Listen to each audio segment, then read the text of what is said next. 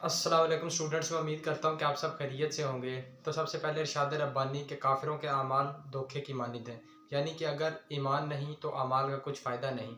तो उसके बाद जो हमारा आज का लेक्चर है, इसमें हम लोग देखने वाले हैं सेकंड ईयर उर्दू के मुसन्निफ़ीन, किस किताब से वो सबक लिया गया है और उसकी सिन्फ क्या। तो हम बगैर वक्त ज़ाया किए लेक्चर शुरू करते हैं। तो सबसे पहले हमारे पास सबक है मुनाकिब हज़रत उमर। इसकी जो किताब है वो है मकालाते शिबली। क्लियर है। इसमें जो इसका सिन्फ है वो है हमारे पास मकाला या सीरत निगारी।